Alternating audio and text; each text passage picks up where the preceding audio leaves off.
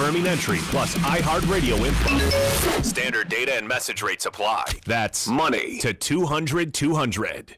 Paid non-attorney spokesperson. Paid for by the law firm of James C. Farrell. Have you or a loved one been diagnosed with lung cancer or mesothelioma in the past 4 years? You may be entitled to compensation. If you worked at an industrial site, on an oil and gas rig, or at a shipyard, were you in the U.S. Navy, or were you a millwright, an insulator, or a pipe fitter where you were exposed to asbestos? Were you exposed to asbestos as a construction worker, or mechanic, or plant or refinery worker? Were you a railroad worker? If diagnosis or death due to lung cancer or mesothelioma was within the past 4 years, you may be entitled to compensation due to asbestos exposure. Call the law firm of James C. Farrell at 800-498-0882. They have 25 years experience representing asbestos victims. The attorney you choose for these cases is very important. There are no fees unless they recover compensation for you. However, time is limited to file a claim, so call now. 800-498-0882. 800-498-0882. That's 800-498-0882. May is Military Appreciation Month, and at Navy Federal Credit Union, we're celebrating with special offers on credit cards, certificates, and auto loans for our members. We're also taking this opportunity to give a special shout-out to our active duty military and veterans. Take a moment to share a thank you with our military community and take advantage of special offers at NavyFederal.org/thanks. Navy Federal Credit Union. Open to the Armed Forces, the DoD, veterans, and their families. Federally insured by NCUA. Welcome to Geico's Motorcycle Meanderings. Oh man, this is great. I sure saved a lot of money by switching to Geico. I scored some big savings, and now I can use their mobile app 24/7 for all sorts of stuff. Life just makes sense now. What doesn't make sense is if a highway splits, it's a fork in the road, then wouldn't the long straight stretch be a knife in the road? And then wouldn't a cul-de-sac be a spoon in the road? What would a spork be? Geico Motorcycle. Savings that make sense. There's a difference between do it yourself and do it for a living. At the Home Depot, we get that. And we're here to help pros get the job done with the products and brands you trust. Technology to keep your job on track. Job site delivery to save you time. And bulk pricing on over 4,000 items every day to save you money. When you've got a job, we're on the job. The Home Depot. More saving, more doing.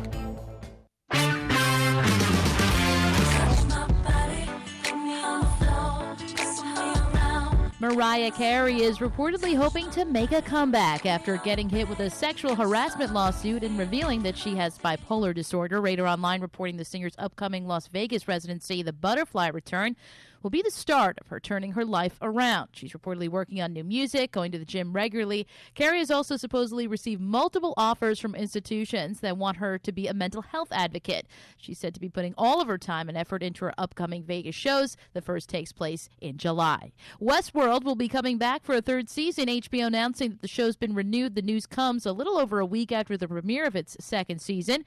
Westworld is based on the movie of the same name from Michael Crichton. I'll be running through the jungle. Selena Gomez is dropping a new single. She announced on Instagram she's releasing a song called Back to You. It'll be Gomez's first release of the year and will be featured on the soundtrack for season 2 of the Netflix show 13 Reasons Why. Her last release, 2017's Wolves. If I'm gonna be famous for something, I wanna be famous for loving you. 11-year-old country music sensation Mason Ramsey has the #1 country song on iTunes, his debut single, Famous. Ramsey started gaining national attention after getting clips of him yodeling at a Walmart went viral. That's entertainment. Jennifer Pulsoni, NBC News Radio.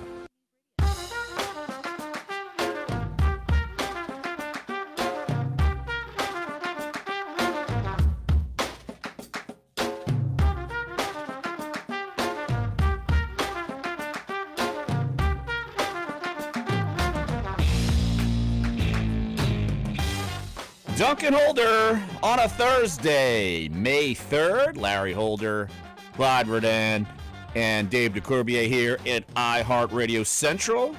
The Dunc still on some sort of assignment.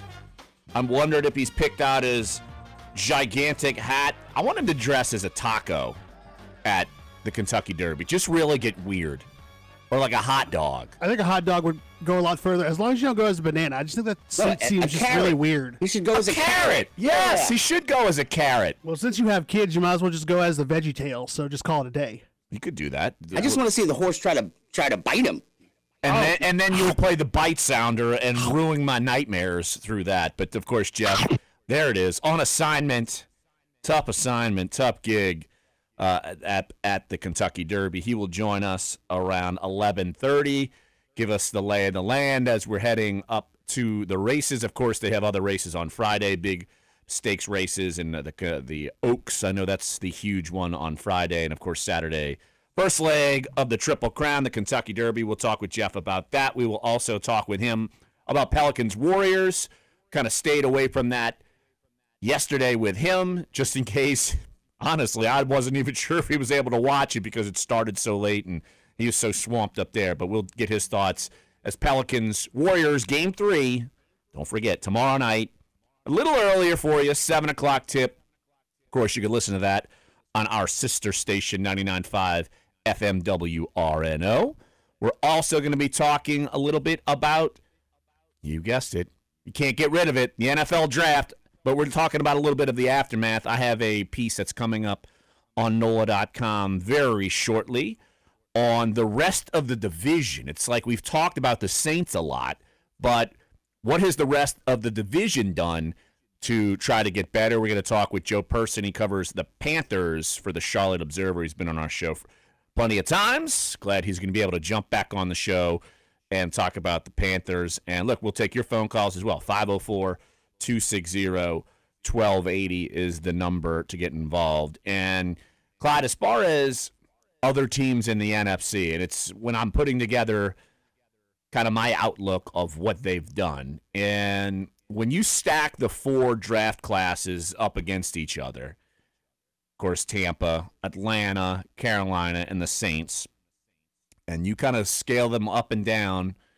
and I don't know how encouraged you are if you're Saints fans, if you're comparing the 4 drafts, because I feel like each of the 3 teams did enough, let's say, damage in the draft to improve in a few positions and improve probably right away at a few positions. The Saints not as much, but there's also the point that the Saints were the best team in the division. Yeah. Not like they had an over massive amount of needs.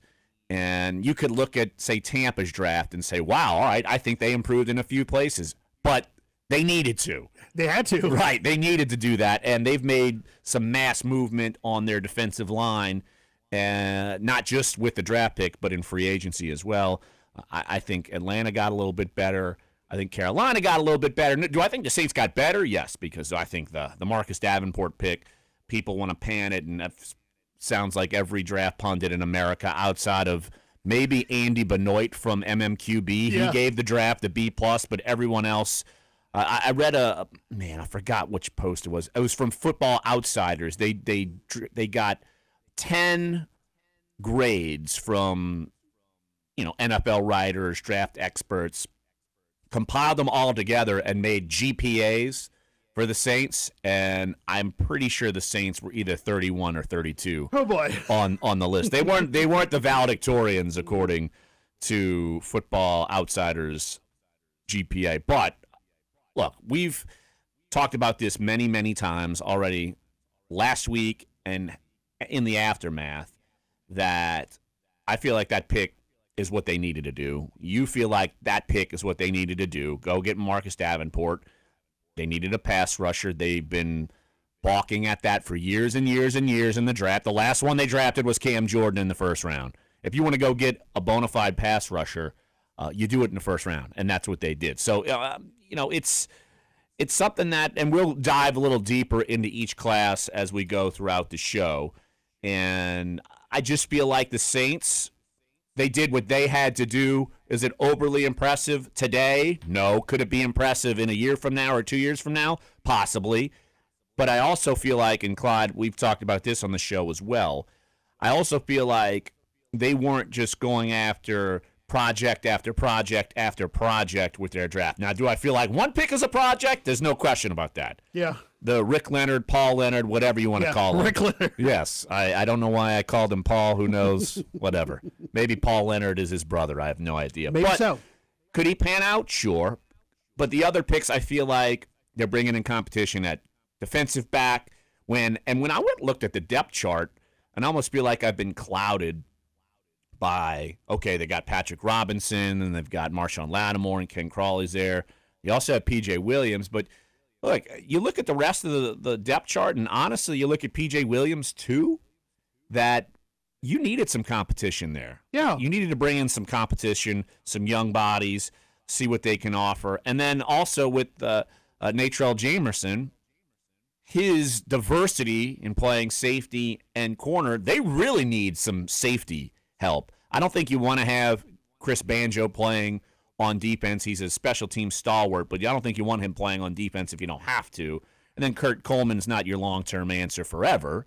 So I think bringing in someone like that makes sense. The running back pick, I think that makes sense because they're going to be competing with, say, Daniel Lasco, who I think could be in jeopardy. And that's actually something else I'm going to do for the weekend. Which players for the Saints, as far as familiar names on the roster, who could be in jeopardy after this draft? There's some players who are going to be in jeopardy. Yeah, but I mean, that also leads into, a lot of the talk that we have going into the draft and then coming out of it. But during the season, about competition, about, as the adage says, steel sharpening steel.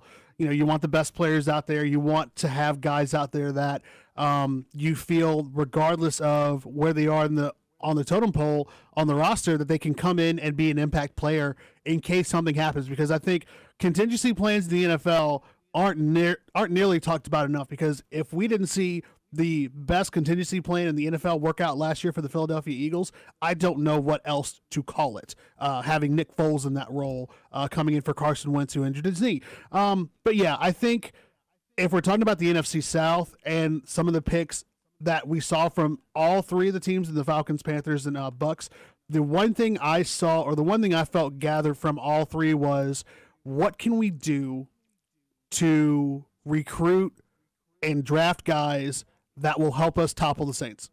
Well, you have to. They're the king of the castle. Exactly. They're ruling the roost. And I think if you're looking at Carolina, what's the one thing, and I think we talked about this with Joe, who's coming on today. I think we talked about this the last time he was on, specifically when we were talking about not only the Carolina ownership situation, but the need of bringing in Norv Turner to not only help with Cam Newton, but to give them a coordinator who understood how to use all the weapons at his disposal, but adding that. So for Carolina, I felt they went specifically not only to help shore up their defense, but they wanted to get some guys in there to help at the skill positions. Specifically, if you're talking about, not only bringing in a tight end and Ian Thomas, who obviously that's one guy I know. I think we had a few guys had him on a few mock drafts. I certainly did. You did, but also bringing in DJ Moore. DJ Moore from Maryland. That was, I know, one pick that Jeff really liked too. So you have now added skill position players, and then you bring in Dante Jackson from LSU. I think it's a steal pick, man. I really like Dante. I think what Dante's going to be able to do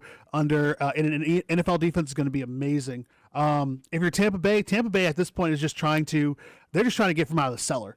They have a ton of holes. They have that's something that they had Swiss to cheese. Try to go through and figure this thing out. And yes, you could look at it on both sides of the football. They had holes. Exactly. So they just had to get those. everything. And then if you're the Falcons, I think the Falcons came as close to having a draft where you look at and you're like, man, that's a pretty good draft. I mean, you talk about getting Calvin Ridley with their first pick.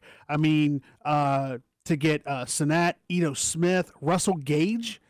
That's a quality draft, and that's a draft that I see the Falcons saying, maybe we're not that far off from the Saints, but I think after what we saw last year with the split in the series, you're talking about maybe we need one more playmaker on offense. That's where you get Calvin Ridley.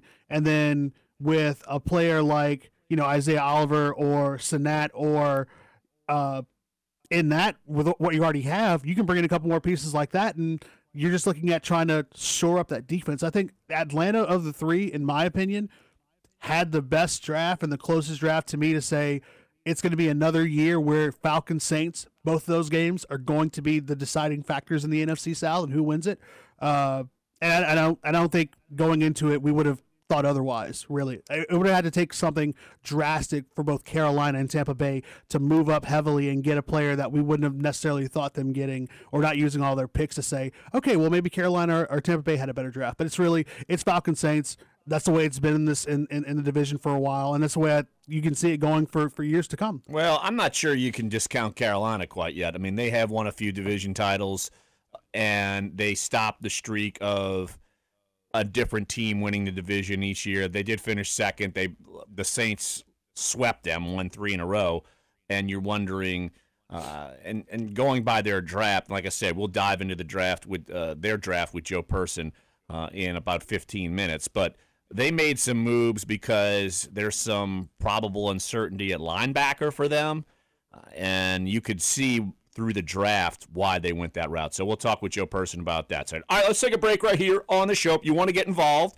504-260-1280 is the number. We'll be talking a lot about the NFC South and their draft today because it's kind of a lull between Game 2 and Game 3. We will talk Pelicans-Warriors, of course. We will do so and talk with Jeff Duncan about that and the Kentucky Derby, as he is still up in Churchill Downs. He will be up there all weekend covering the event and we need to get the updated odds. I'm sure there's been a little bit of moving and shaking. I wonder if Lone Sailor is dipped with a little better odds than 50-1. We'll take a look at that as well. Also, we've talked Melvin Frazier on this show. Looks like he's officially going pro, getting an agent. We'll talk about that as well. So come on back. Sports 1280, NOLA.com, the iHeartRadio app. Duncan Holder. Heavenly bound, 'cause heaven's got a number when she's spinning me around. Kissing is a color, a loving is a wild dog. She's got the look. Just fantastic basketball by the Pels. Corey Johnson on the neutral ground. 4 till 6. The running and gunning offensively up and down the court, these 3 to 5 second possessions, and then hustling back on D. Just never tiring. Pelicans playing some of the best basketball of the NBA season right now. Sports 1280, New Orleans. Hi, I'm Jason Greer of Greer Tank and Welding in Fairbanks, Alaska. We get some pretty tough conditions here, like wind, snow, and extreme cold, which is probably why the Post-it Notes folks came and gave us a bunch of their new Post-it Extreme Notes to test out, and they didn't disappoint. I've stuck them on all sorts of rough surfaces, like brick, wood, and concrete. And I have to say, these things really help me communicate with my team on the job. Post-it Extreme Notes, water resistant with Durahold paper and adhesive. They're tailored for tough. Spring into a new mattress during Sears Days. Shop top brand mattresses from Serta, Sealy, Beauty Rest, and Tempur-Pedic. For a limited time on select mattresses, get a king-size mattress for the price of a queen mattress, or a queen-size mattress for the price of a full mattress. Plus, rest easy with our 180-night comfort guarantee, and special financing is available. Offers valid through 5/5/18. Restrictions apply. See store or Sears.com for details. Hurry! These Sears Day deals won't last long. Americans are always on the move. They're in their car or at the office or working around the house. Americans refuse to sit still. So how do you connect with all those moving targets? Easy. With radio. Radio reaches 93% of Americans every week. More than Google, Facebook, or even television. Because, hey, who has time to sit and watch TV? So when you want to connect with all those constantly moving adults, teens, and millennials, get to iHeartMedia.com and put AM/FM radio to work for your company. When you're behind the wheel, phone calls and text messages can have deadly consequences. It's no accident. Road crashes are preventable. Drivers who use cell phones are 4 times more likely to be involved in car wrecks. Stay focused. When you get in the car, put your phone out of reach and silence all notifications. And always set destinations on navigation devices before you leave, because fewer distractions means safer roads for everyone. Take the pledge not to drive distracted at togetherforsaferroads.org/pledge. Capital One presents Congress finalizing the Louisiana Purchase. Napoleon will never go for our offer. It's too low. He's too low. You're a nincompoop. Oh, Jefferson has something. Gentlemen, I've just received word from my Capital One app. The Louisiana Purchase is complete. Instant purchase notifications from Capital One, so you won't miss a purchase. Technology this helpful could make history. What's in your wallet? Not available for debit cards. Capital One Bank USA, N.A.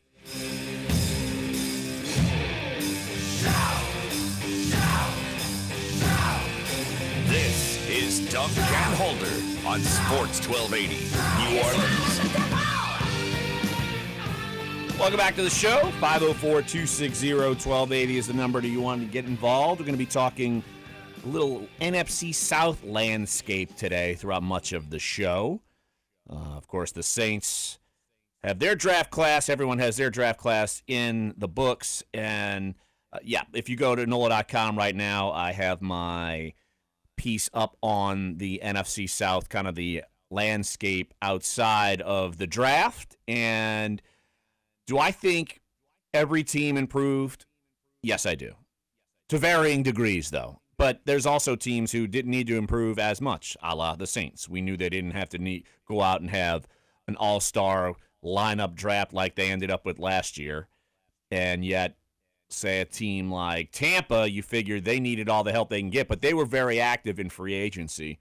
And you look at what Tampa did in free agency, because their defensive line stunk last year.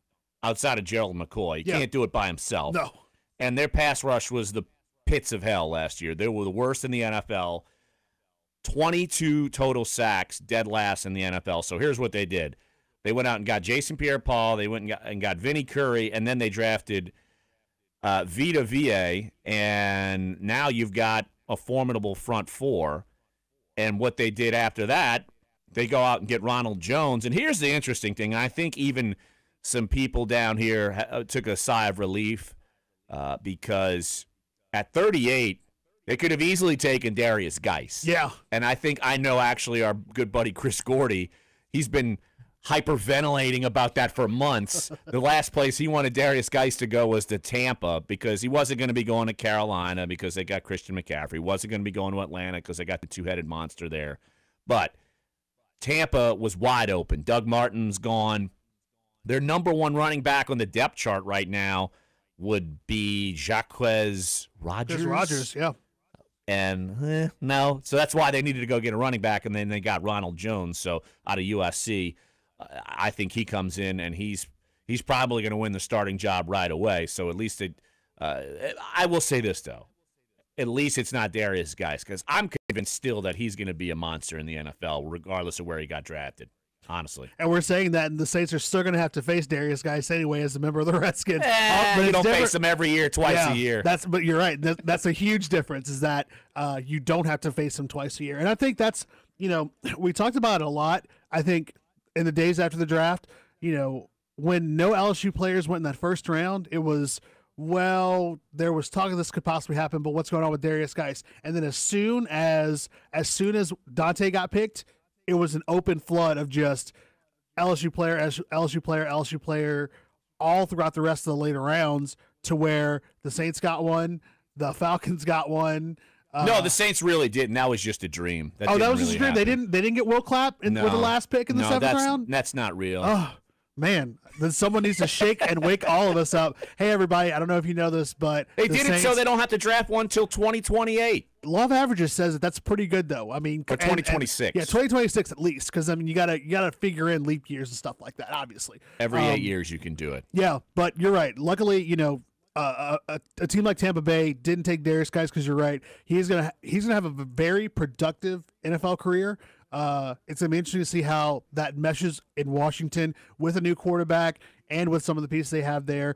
But the number of LSU players that are still in the division, like a Dante Jackson, like a Russell Gage, and even though they're not in the NFC, but with the Jaguars taking DJ Chark, I mean, you certainly have more than enough LSU talent here in the general southern region to be able to see how they produce on varying levels. But Tampa Bay is an interesting group, and I know we talked about this a lot towards the end of the year with Dirk Cutter and whether or not he was going to keep his job, which obviously he did keep his job for at least the next year. He's probably got one more year, and the GM definitely has one more year. Absolutely, people are calling for his head because he's swung and whiffed more times than not. Yeah, and it's one of those things where it's a tough situation to be in because it's make or break, and you have to hope that if you're a Tampa Bay fan, that you get one of those breaks later on during the season to maybe you're in the playoff hunt at least towards the end of the year, but then you got to still deal with Carolina, who again, with the weapons they have in Christian McCaffrey and Cam Newton, that's the thing. But then you have to also figure out how to deal with the Falcons and Saints. It's a brutal division. And my question to you was going to be, it's not hard to look at the rest of the AFC and NFC divisions, but it's so hard for me to not look at the NFC South and say it's the most competitive and the strongest division in the NFL by competition standards and by 1 or 2 games making or breaking whether or not you're talking about hopefully being like an Atlanta and being one of those wild card spots or winning the division outright. Easily. I would totally agree. Atlanta's got here's the thing. Atlanta, I bet you, is not too upset of where they are in as far as, all right, they're considered the third-place team because they finished third in the NFC South last year. Well, guess what? They're a very good team. They get to play in a third-place schedule. Yeah. That helps them. And absolutely. I'm sure they're by far the best third-place team in the NFC, so they kind of got fortunate there. But let me pivot back really to Tampa Bay because the draft pundits were screaming and going bonkers when they took Vita Vea instead of Derwin James because they have a big need in the secondary. And I get that because teams can still throw on them. Now, they're probably leaning on that their front four is a little bit better. But after Ronald Jones, they went DB with I didn't realize they had 3 second-round picks. So they went DB and went M.J. Stewart and then Carlton Davis, M.J. Stewart from North Carolina, and Carlton Davis from Auburn. And so I don't know how quickly those 2 guys are going to play, but I'm sure they're going to give them every opportunity because they know that, A, they couldn't rush the passer, and then B, they couldn't stop receivers. And so in this division, you're going to be in big-time trouble. So it looks like they've done that. Also, a pick that I really like that they made in the 3rd round is Alex Kappa. Humboldt State. Exactly. The guard, that could have been someone maybe the Saints could have pondered. But at 91, they went Traquan Smith. And I think Traquan Smith's going to be solid, even maybe from the start. So that's something that we're going to be talking about, like I said, later on this week or maybe into next week as we get to, say, rookie mini camp about people on the roster right now who are going to be in jeopardy because of these new rookies and maybe some undrafted rookies coming in. So, all right, let's take a break right here on the show. When we get back, we will talk about the Carolina Panthers. What have they done in the draft? I'm curious to see the vision of Dante Jackson. Of course, he's the first LSU player taken. And we will talk with our man Joe Person, covers the Panthers for the Charlotte Observer. We'll get his thoughts on their draft and where they go from here, and specifically Dante Jackson. Also, Jeff Dunc at 11:30 from the Kentucky Derby. We'll talk Pelicans Warriors, and of course the Derby with the Dunc, old Duncan Derby. We can rename his portion of the show. But come on back, Sports 1280, NOLA.com, and the iHeartRadio app. Duncan Holder.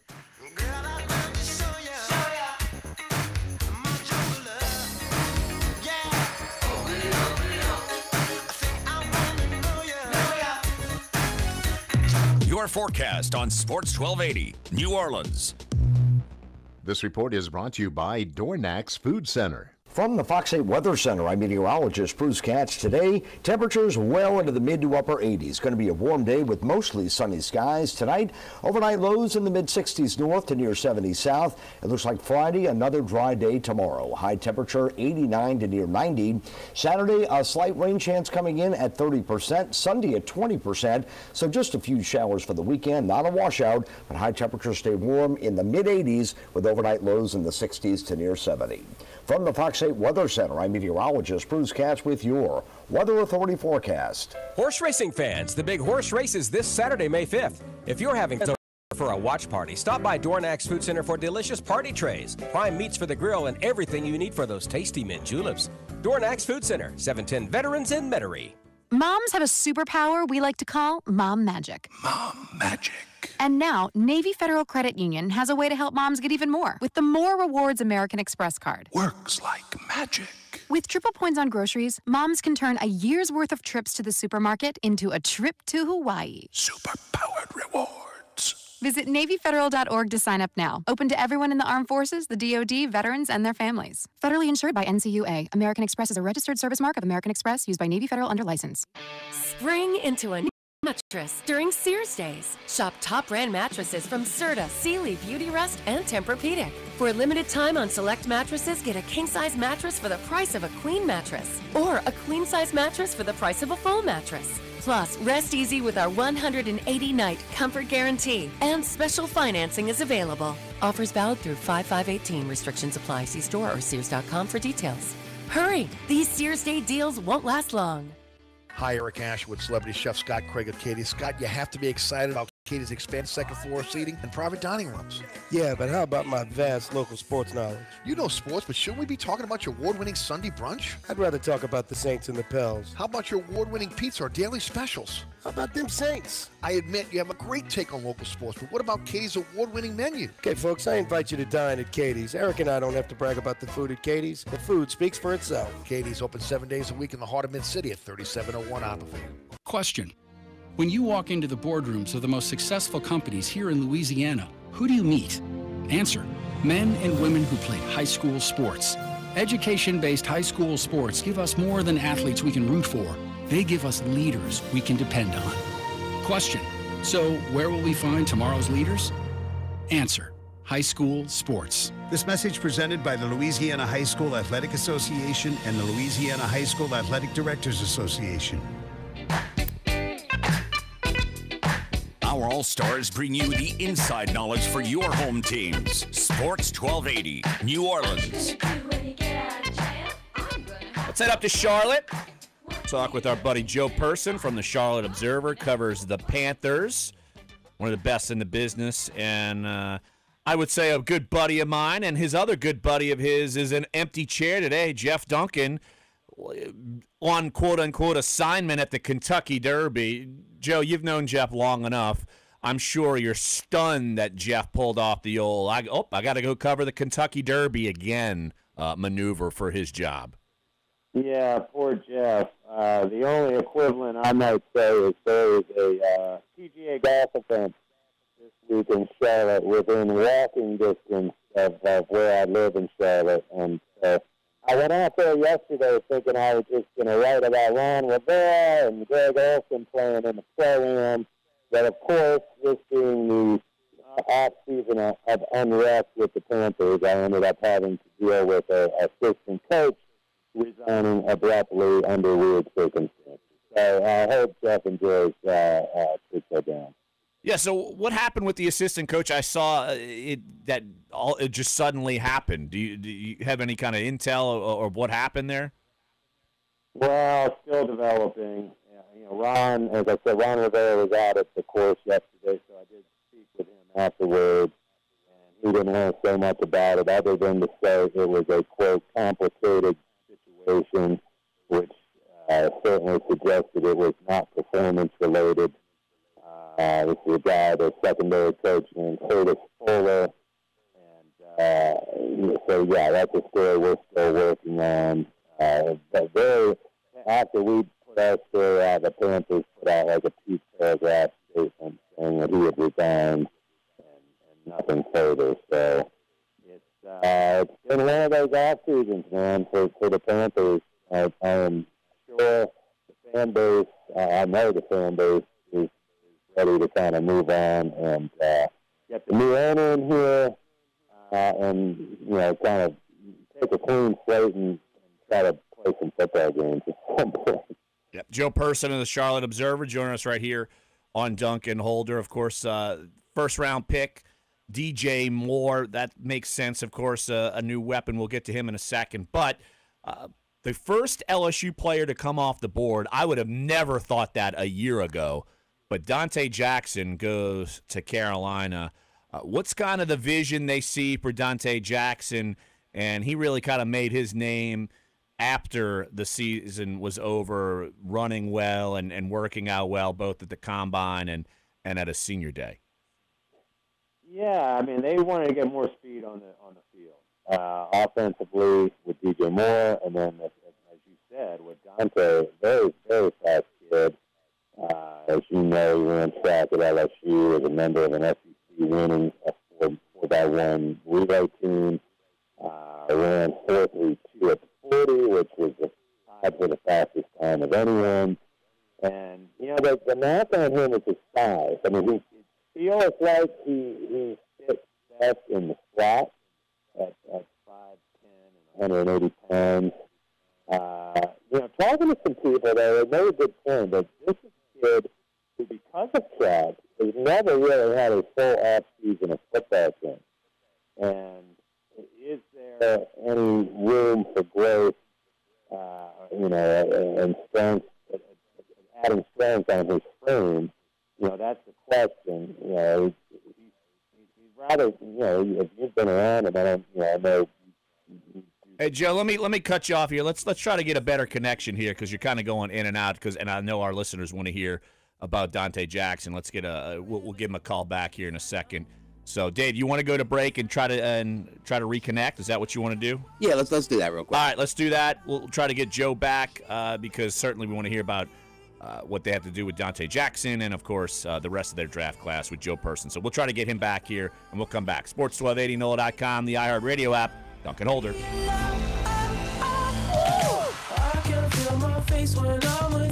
Josh and his show Listener Bingo Board. Some of the squares include Trump joins the show. Trump does join the show a lot. My dad, the term insufferable. Oh, a sentence that starts with when I was in Philly. Boy.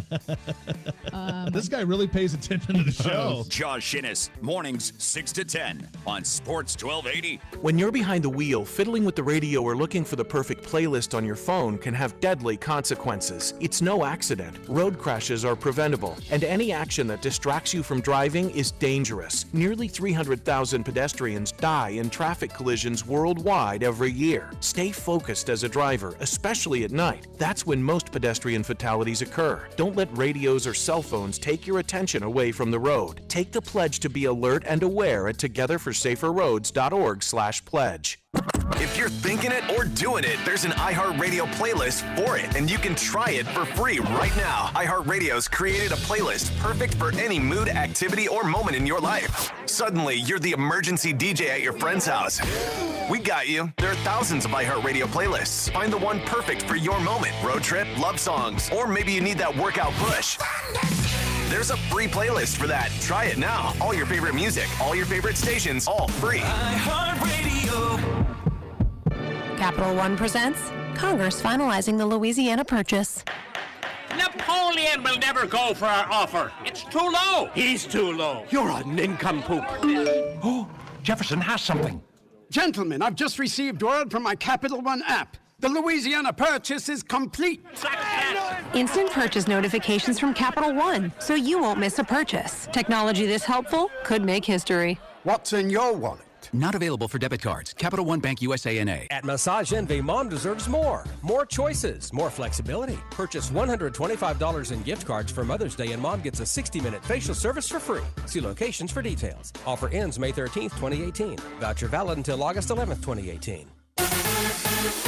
The CDC is issuing a warning about insect-borne illnesses. Dr. Lyle Peterson says we should be on the alert now that warm weather is here. Whenever there's warmer weather, it tends to produce more outbreaks of mosquito-borne diseases, but also causes the ticks to spread into new areas as well. CDC numbers show disease spread by mosquitoes, ticks, and fleas has tripled in 13 years to nearly 100,000 cases. Things like Zika, West Nile virus, and Lyme disease. And we're not ready. 4 out of 5 mosquito control operations in the country are not fully prepared. Bob Sabatino, a retired New York City police officer, says he nearly died from Lyme disease. At the worst of the condition, I couldn't walk. I had Bell's palsy. I couldn't speak. To protect yourself, health officials suggest wearing insect repellent, controlling ticks and fleas on family pets, and draining stagnant water in your yard. Health updates, Sarah Lee Kessler, NBC News Radio. This is Dunc and Holder on Sports 1280, New Orleans. I think Joe Person might have been on the golf course at the Wells Fargo. Tiger Woods is out there. Maybe he took the phone and threw it in the lake. I don't know. But bad connection with Joe. We'll catch up with him later on down the line. But he was talking about Dante Jackson, the need for speed in their secondary. And I think you can tell the Saints put it to Carolina. And it's not like every team could do it. But if you're in an arms race with the Saints and with the Falcons, you're going to need secondary help, and I think Dante Jackson could bring that. Now, I'm curious to see how he translates from LSU to the pros. And it's one thing to be track fast, but you've certainly got to be able to be shifty with your hips, and because one false move and NFL receivers can blow by you, even if you got track speed. And look, they haven't recovered from losing Josh Norman. Yeah, and I think this is probably a move that maybe they're trying to do that. I know they've got some veteran corners, but it's not like they're not Josh Norman worthy. Just like, say, you could at least say the Saints, they've got Marshawn Lattimore. Mm-hmm. And you could say the Falcons, they have Desmond Trufant. So they have bona fide number one guys. I don't think Carolina has that anymore, and so they're still looking for that. Right, and I think for, Dante's, what could help in Dante's fact is that if he goes through, mini camp and he goes through OTAs and he does a good job, I think, number one, it kind of helps cements that, he was a good player in college. He was able to maximize the talents. Obviously, with him playing, in Dave Aranda's scheme, he played a lot of nickel. So I think his versatility could probably swing a little bit further out for what they need. But yeah, for the Saints to be able to pull off 3 wins over Carolina in one calendar season, you got to feel that that's got to be something that's stuck in the craw of Panthers and Panthers fans, because you figure that they could have gotten at least one. But I mean, the first game in Carolina, a game that the Saints absolutely had to try to get because of the way that the season started, and then being able to come here and win twice at home was huge. But yeah, defensively, you hope for Carolina, you had to figure that they need to take some chances with getting not only just help in the secondary, but if you look at one pick specifically in Jermaine Carter from Maryland and Andre Smith, those are 2 linebacker candidates. And I think that thought process has to be Luke Kuechly backup potential, i.e., where do we go if Luke Kuechly can't stay on the field? Well, Marquise Haynes, he was the first one of the trifecta.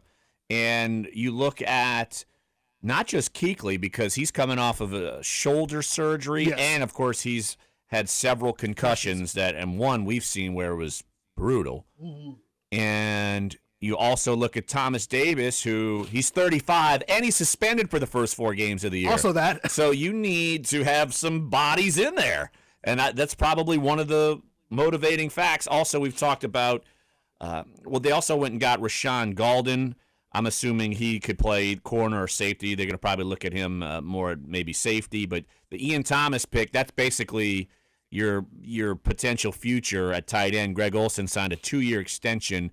And how much longer does he play? Look, we've seen Jason Witten. Now he's officially gone from the Cowboys, so you're kind of seeing a new guard of tight ends during the season. Yes. So exactly. So that could be up his sleeve at some point in life, which I think he'll be great. But at some point in life, that could be up his sleeve. So it's certainly something that – and they needed a number 2 tight end with Ian Thomas because Ed Dixon has left the building. He was pretty good in Greg Olsen's absence last year. But I'm still curious as far as with Carolina.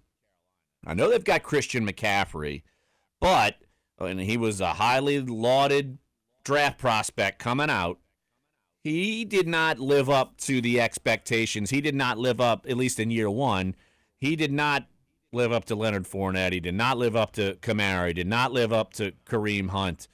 He kind of drifted behind some of those guys, and it's something that I think Carolina's got to figure out. Is he your primary guy? You're going to get another guy in there and try to do a 2-headed monster kind of thing, or what they do at the running back position? Because we're so used to seeing them be D'Angelo Williams and Jonathan Stewart and Cam Newton with the effect of running the football as well. I'm curious to see if they can try to go back to that with McCaffrey and whoever else they're going to have at number 2 or number 3. Right now, I think it's like Fozzie Whitaker. Yeah.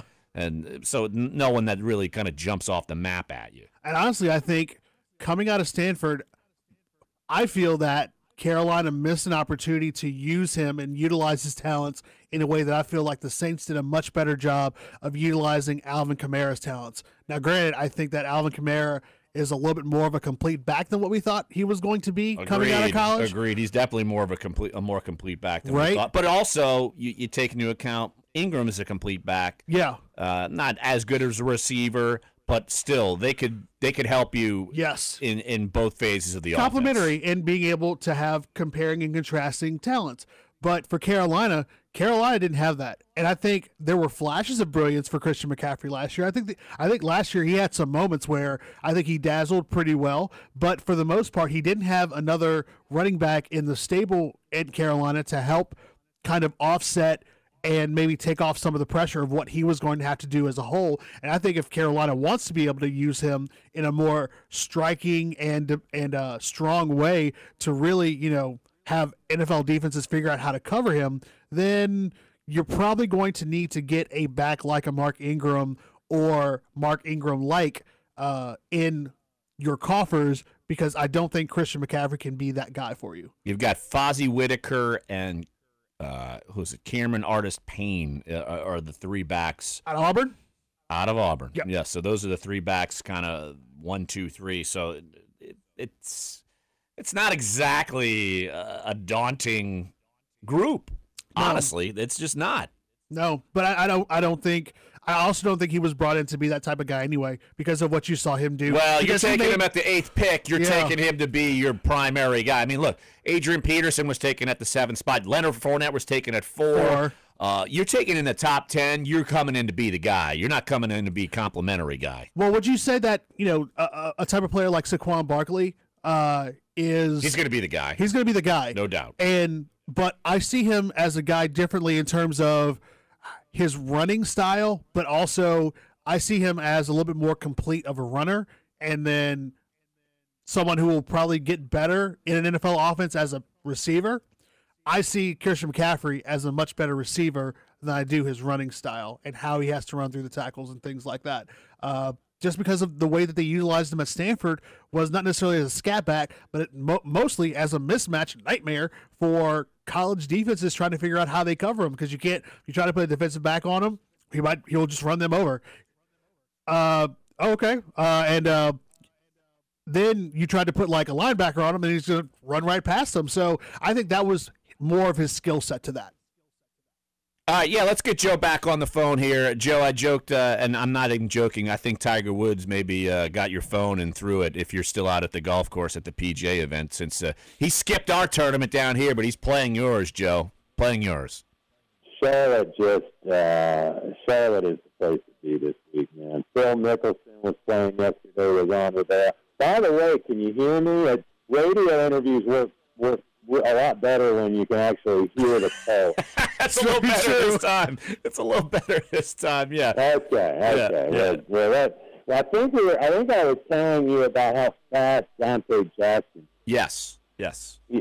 So that is what stood out for the Panthers. They need speed in the back end. He feels like he's going to fit best at nickel. Lining up in the slot, but I don't know, man. It's not like they have just an abundance of outside corners either. After trading Darryl Worley, and they signed Ross Cockrell, who's he's been okay. So I think Jackson's going to get a chance, at least to prove that he can play outside in this league. And if that doesn't work out, I think they feel like a good fallback plan will be in the slot.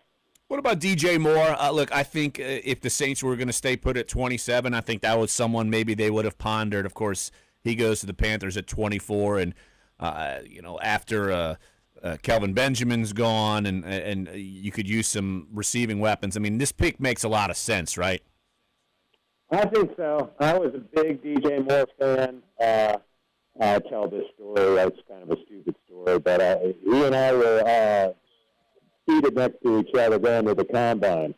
So, I saw him give up his aisle seat to a woman to sit on the window. So I knew he was a good character guy. You knew right then and there. You're a good character guy. But I like him, man. The Panthers, they've got the big guy in Sanchez, red zone target and whatnot. They went out and got a pretty good, albeit a little older speed guy in Torrey Smith after not re-signing Ginn. but they need someone that just, frankly, since Steve Smith left, they haven't had any dynamic playmakers at that position. It's like Kevin Benjamin, he caught the ball and would be tackled.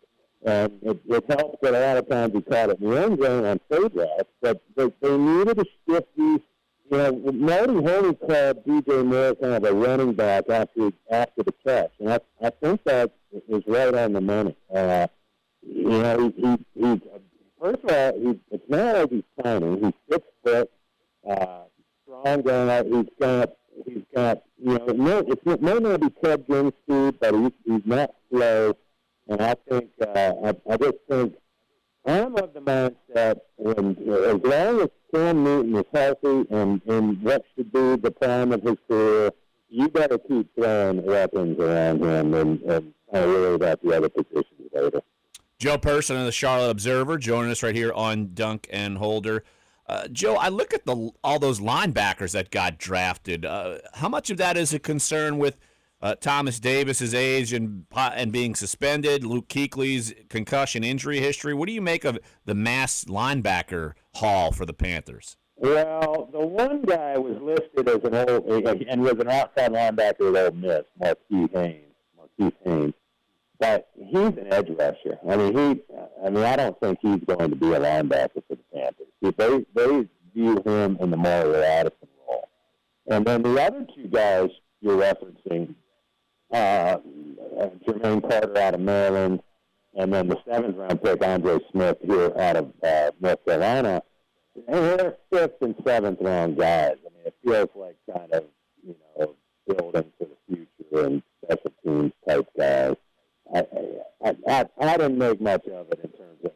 Now, I will say this: that beyond the 4-game suspension for Davis, he has said at least once that this is going to be his last year. He sort of backed off of that following the suspension announcement.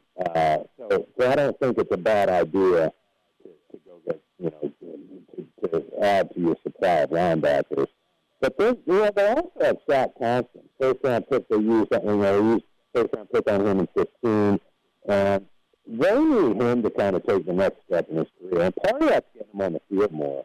And I think these 4 games when Davis is out are going to really give the Panthers a good bird's-eye view of, is Shaq Thompson ever going to be a Pro Bowl player, or is he just kind of an athletic guy? Joe, we were discussing a few minutes ago about Christian McCaffrey. Do they feel like he can be the guy, or do they feel like they still need to add a complementary piece to the backfield? They need kind of a Jonathan Stewart type. We all saw firsthand that McCaffrey, and I think we knew this going in, that Christian McCaffrey was not going to move piles in the NFL if he even did that in the Pac-12.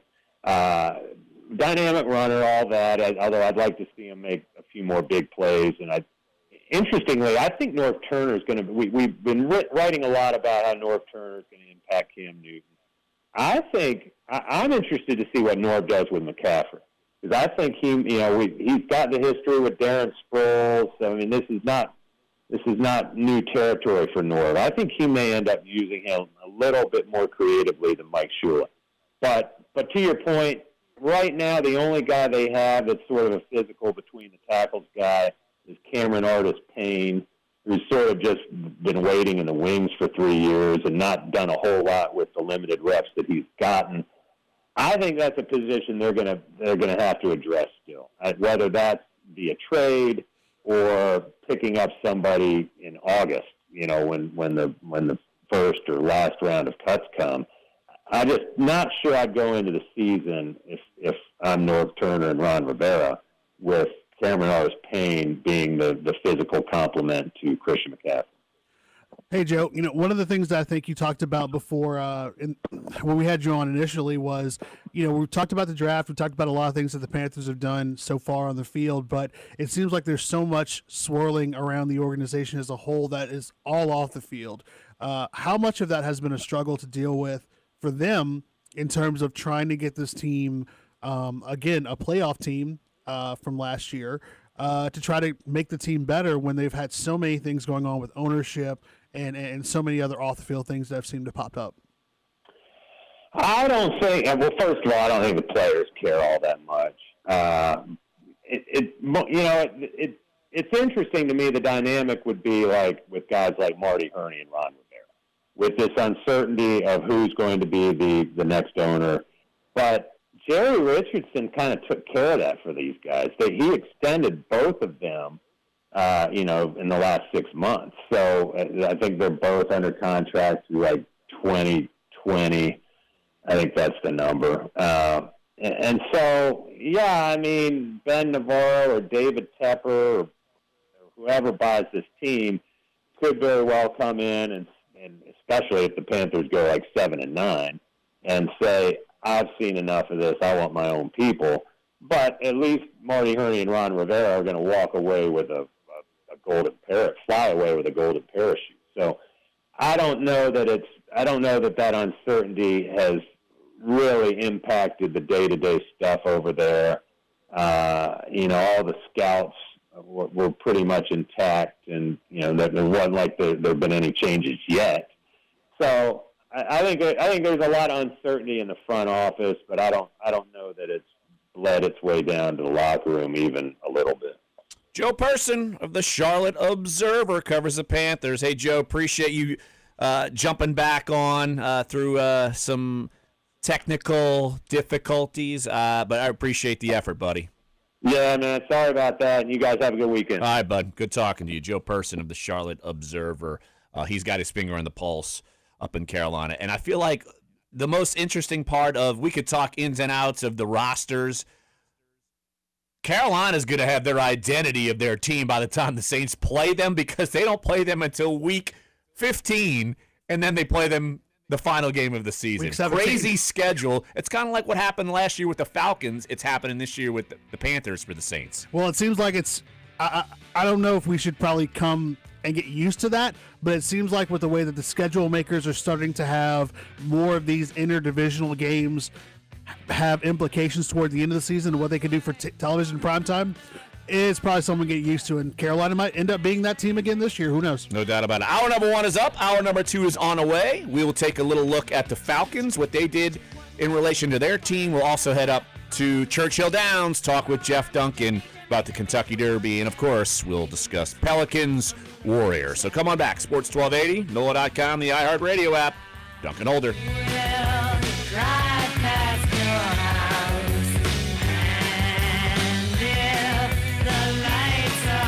May is Military Appreciation Month, and at Navy Federal Credit Union, we're celebrating with special offers on credit cards, certificates, and auto loans for our members.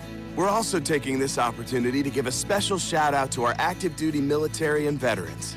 Take a moment to share a thank you with our military community and take advantage of special offers at NavyFederal.org/thanks. Navy Federal Credit Union. Open to the Armed Forces, the DoD, veterans, and their families. Federally insured by NCUA. Geico presents eyewitness interviews with inanimate objects. This is Brian Bruno live on the scene of a recent robbery, here to describe the event, a recliner. So, I'm taking my afternoon nap when suddenly I hear a commotion. As I look up, 2 dudes wearing ski masks run out the door with a flat screen TV. Did you chase after them? I can't run with claw feet. Your recliner can't help in a robbery, but the Geico Insurance Agency can help you get covered for personal property loss. Go to geico.com to see how affordable renter's insurance can be. WODT WNOE FM HD2 New Orleans. Listen on the free iHeartRadio app. Search Sports 1280.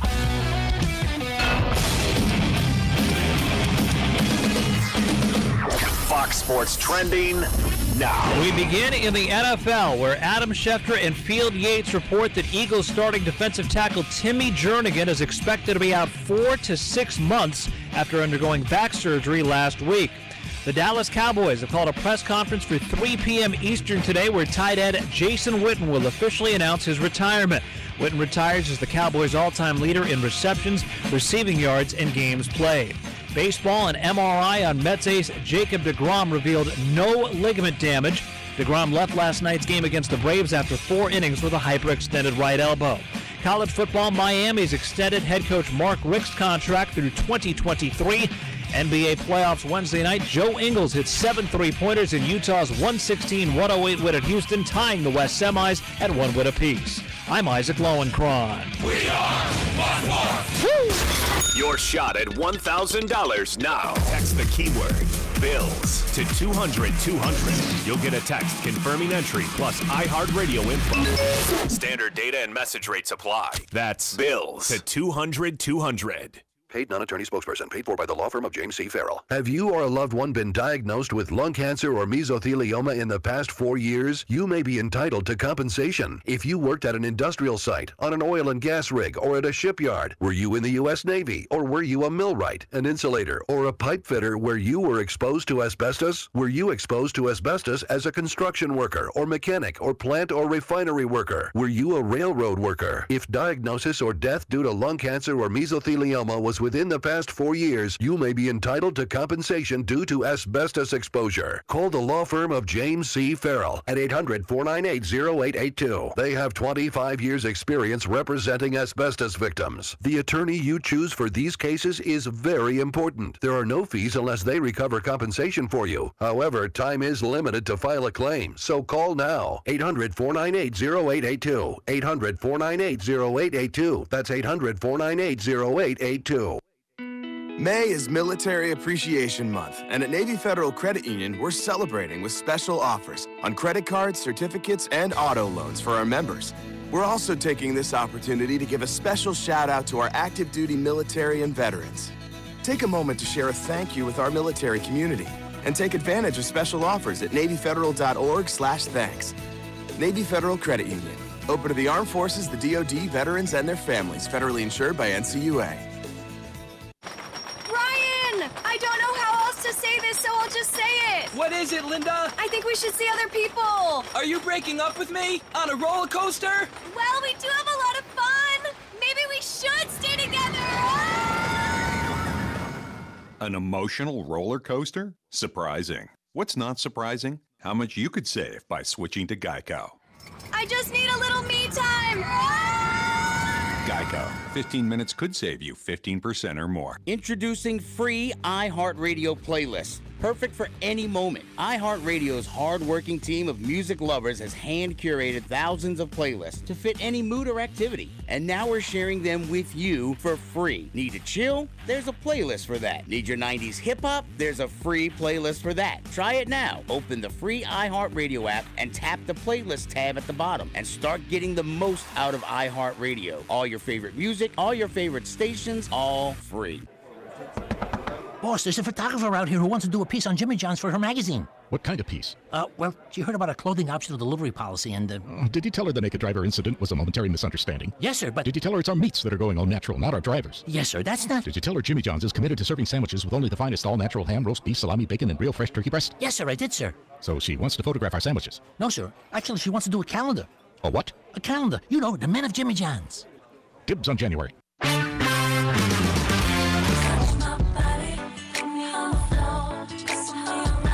Mariah Carey is reportedly hoping to make a comeback after getting hit with a sexual harassment lawsuit and revealing that she has bipolar disorder. Radar Online reporting the singer's upcoming Las Vegas residency, The Butterfly Return, will be the start of her turning her life around. She's reportedly working on new music, going to the gym regularly. Carey has also supposedly received multiple offers from institutions that want her to be a mental health advocate. She's said to be putting all of her time and effort into her upcoming Vegas shows. The first takes place in July. Westworld will be coming back for a third season. HBO announcing that the show's been renewed. The news comes a little over a week after the premiere of its second season. Westworld is based on the movie of the same name from Michael Crichton. I'll be running through the jungle. I'll be crying with the wolves to get to you. Selena Gomez is dropping a new single. She announced on Instagram she's releasing a song called Back to You. It'll be Gomez's first release of the year and will be featured on the soundtrack for season 2 of the Netflix show 13 Reasons Why. Her last release, 2017's Wolves. If I'm gonna be famous for something, I wanna be famous for loving you. 11-year-old country music sensation Mason Ramsey has the #1 country song on iTunes, his debut single, Famous. Ramsey started gaining national attention after getting clips of him yodeling at a Walmart went viral. That's entertainment. Jennifer Bolsoni, NBC News Radio.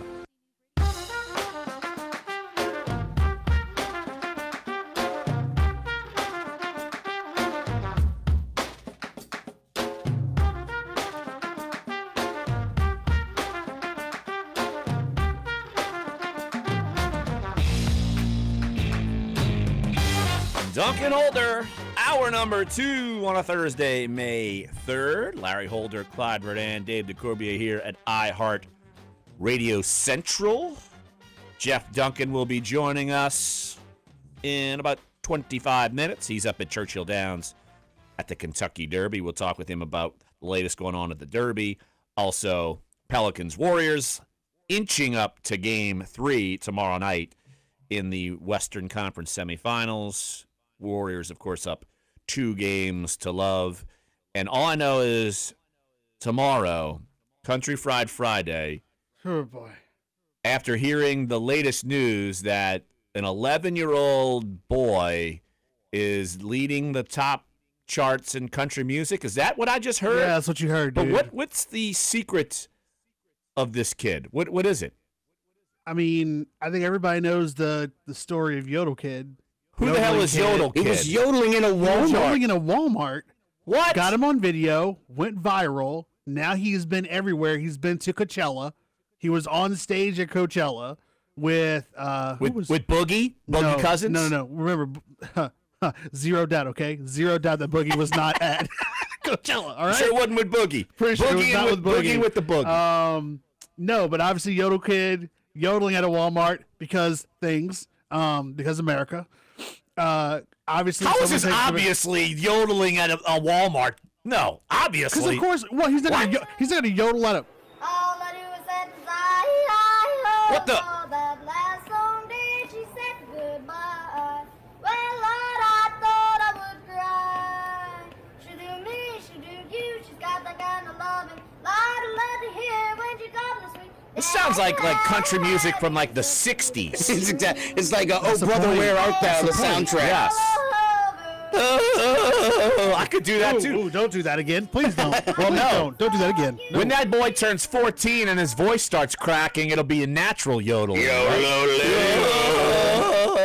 You could do that. Don't worry. At that point, he's going to be way into girls, so it won't matter. And he's going to have all this money, and it won't matter. He's going to be a rich star. He's going to be Hanson. No, he's going to be better than Hanson because, I mean, he's better than Hanson. Yeah, he's going to be singing country music, and you know how country music works. Well, you know what? There's probably a lead singer opening for the Clydicos. He could be your guy. I don't think. Yeah, I don't think Dave, we're gonna make that happen. I don't think he's gonna be a good Zydeco singer at all. I don't think he's he a can. Zydeco If you singer. could yodel, you could get part of this, no doubt. See, this is your big hit. Play some of that yodeling crap. Play some of that yodeling crap during this. Let's see what happens. If you can mix the yodeling with the Clydicos, see, bring it on. You could do that. See, it meshes. This is absolutely 100% This is the Clydicos. lowest point of this show in its history. Have we jumped the shark yet?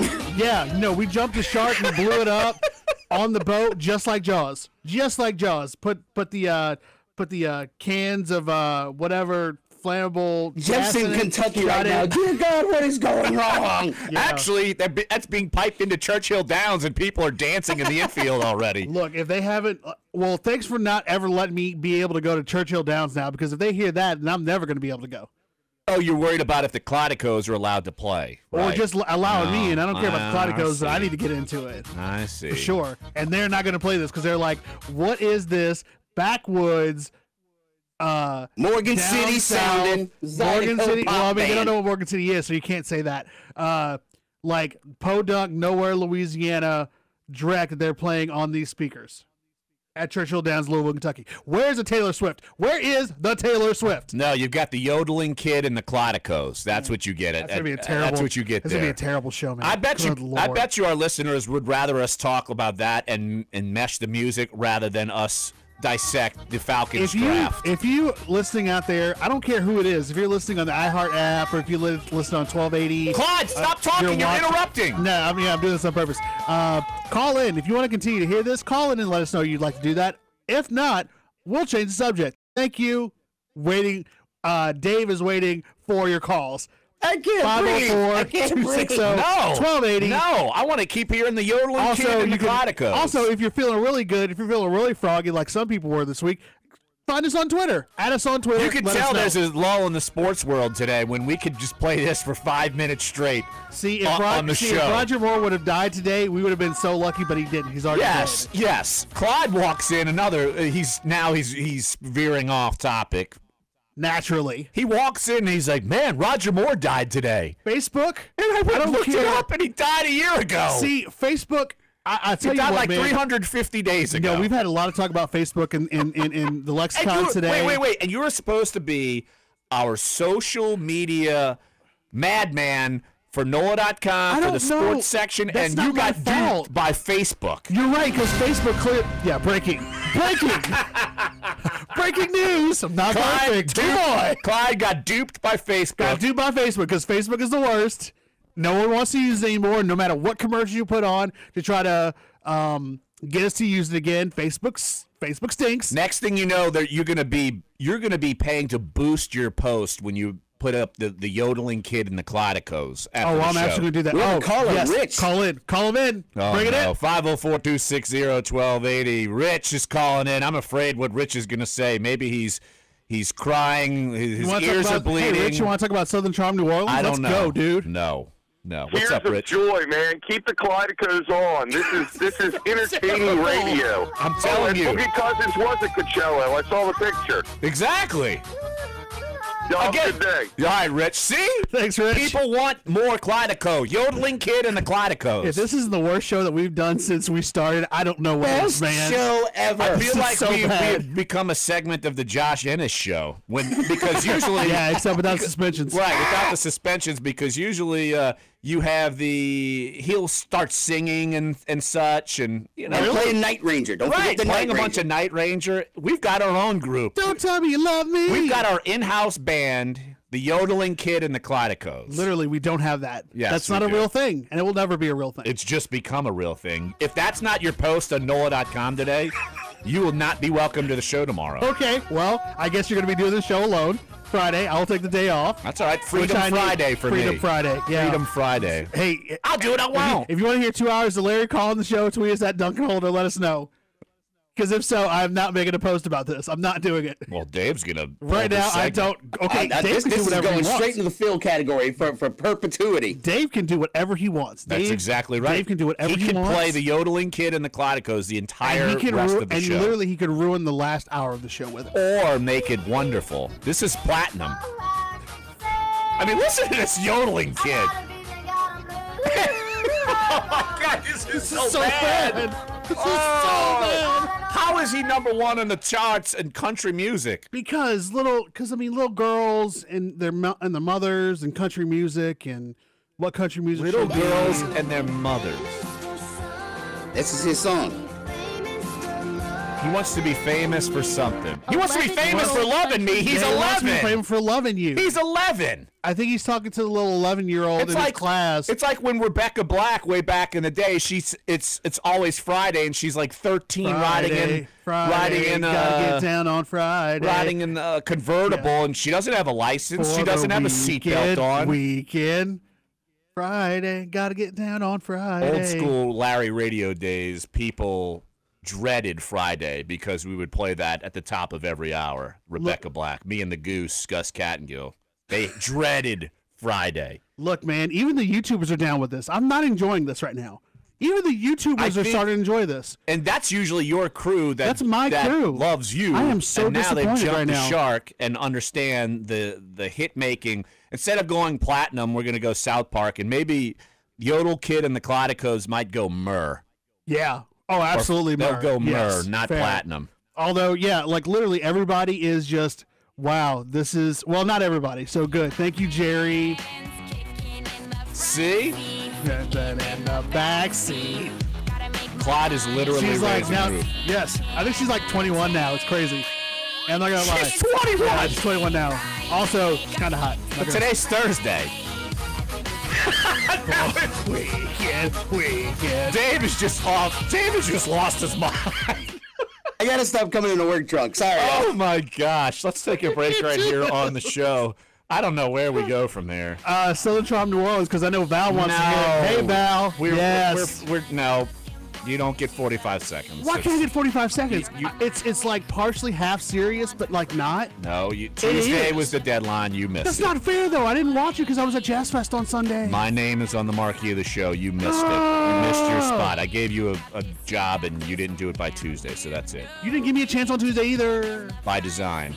Coming back, Sports 1280, NOLA.com, the iHeartRadio app. The worst segment in radio history. That was just Dunc and Holder. It's Friday, gotta get down on Friday. Everybody's looking forward to the weekend. Josh and his show Listener Bingo Board. Some of the squares include Trump joins the show.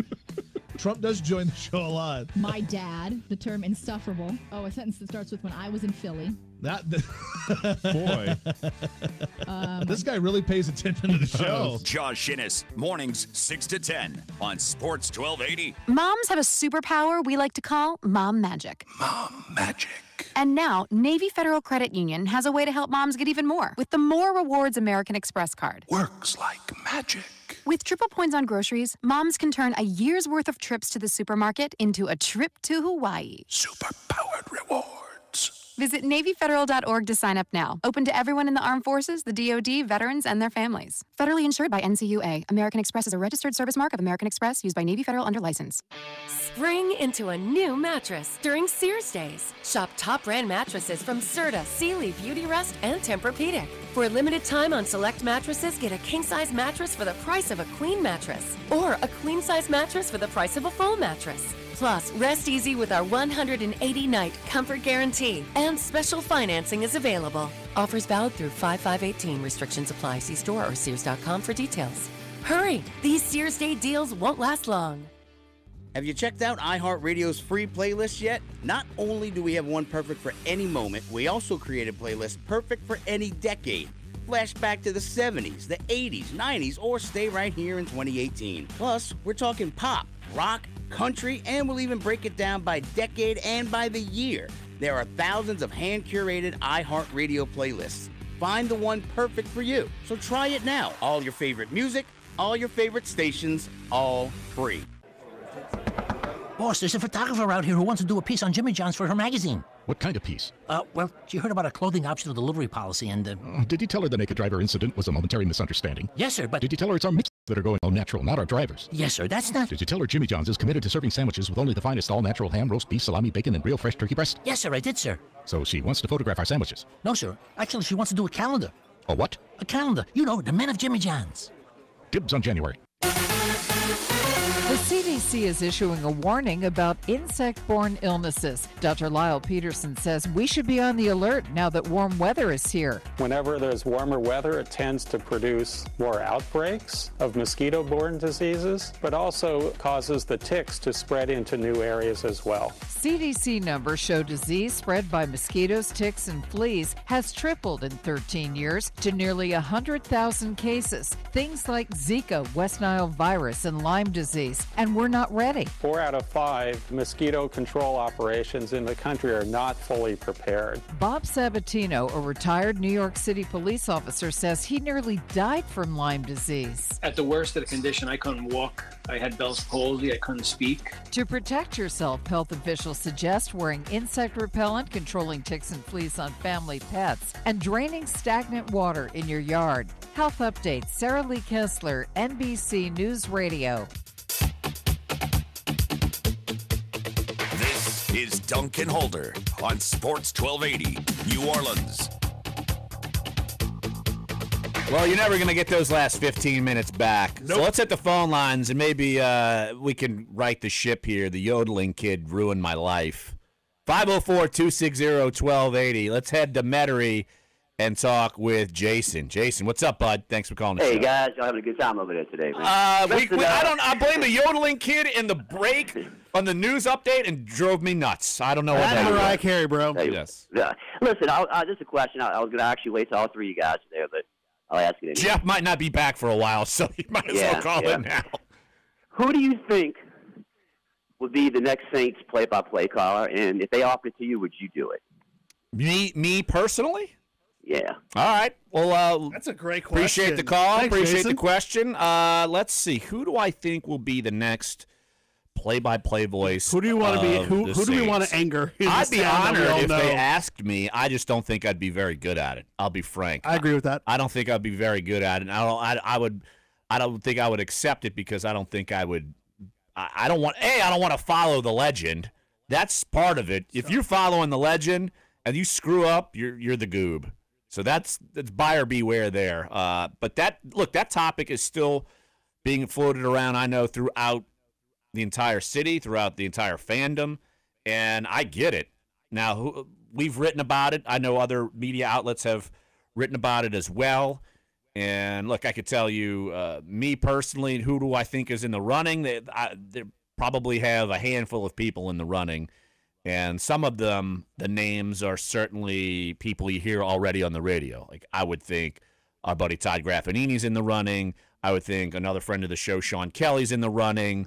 I would certainly think, say, if he's interested, I'm sure, say, the Saints sideline reporter Christian Garrett, because he already works at WWL, I'm sure he's in the running. I've heard Mike Haas's name. I've heard some other people, and so probably some people we're not even thinking of who are outside the market. Yeah. I mean, look, Joel Myers was not from here, and so he came and got the TV gig. He might be interested in it as well. So I still think that it's up in the air right now, and it's it's a decision that it's an important one, and I'm curious as anyone because, look, a lot of these people we're talking about, I have good relationships with all of them and friends with a lot of these people, and so it's not like I want to pick one over the other. Absolutely, because they all have their qualities. And Absolutely. I mean, they all have their qualities. They are all versed into not only what the Saints are doing, what the Pelicans are doing, what that organization is into. They all have the chops, but it's like, well, you are 100% on point, and that's the one thing I think people have to realize specifically. That is the blessing and or sometimes curse of being in the realm in this town, because you know everyone. We know everyone. We know. Like we on a daily basis. You sound like your girl on Southern Charm. We know everyone. No. You want to talk about Southern Charm? No. Well, I mean, since you're I'm kidding. Nope. But we obviously we know all these guys. We are we're all in the same places a lot of the times, whether it's training camp, during the games, outside when we're not even at work. So all of them have their qualities. All of them are very talented at what they do.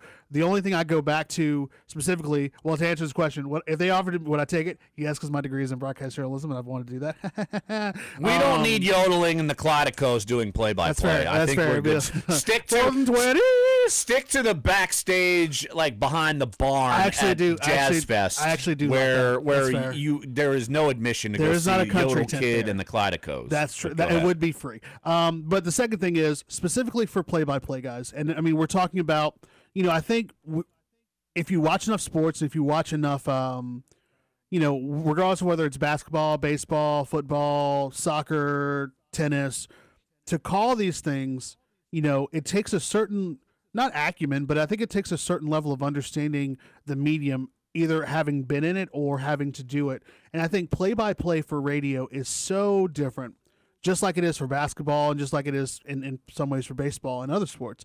To do it, you have to be a person that has not only a firm grasp on just a lexicon of football, but I think you have to have a way of speaking to people who are listening to you for a visual that they can't get at that time.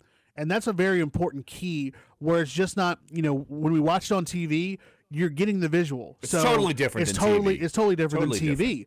So you're speaking for people who are not in front of a TV, who are literally using you're painting the picture. You're painting the picture. You're painting the picture. And that's a huge thing. And it has to be a person who I think has the ebb and flow, just like Jim Henderson did. And I mean, hearing the stories about, Jim Henderson from obviously when we were out of the Zurich last week, talking with, Juan Kincaid and all the stories about, about Jim and how he's gone about it. I just think it's one of those rare things, man, to be able to find that. And I think for him and for the Saints as a whole and WWL and all that for coverage, it's going to take finding someone who they feel and believe does the best job of doing that, of doing the best job of painting that picture for fans to become that voice. Well, all I know is, just for me personally, and who am I to backtrack and say, oh, I'm not going to give my opinion on this, da-da-da-da. I'm paid to give my opinion, so guess what? Forget it.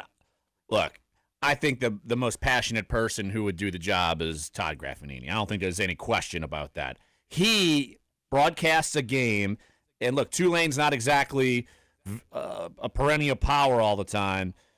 Many times you listen for Todd. He makes the games entertaining because he's passionate about what he does, and he has the know-all, and he certainly has the Saints backwards and forwards. Now, would other people be viable? There's no doubt about it. I mean, there's no question about it. There's certainly viable candidates out there outside of Todd, but me personally, look, do I have a bias? Yes, I have a bias. I mean, what do you want me to tell you? If I'm a columnist, I have an opinion, so that's like where I'm going yes, with this. Larry, we know. If I have a radio show, I'm giving you my opinion. So, all right, I'd take Todd for the job. That'll be me. That would just be me. To third, caught Hosey. Throw back to second, double play. Throw back to first.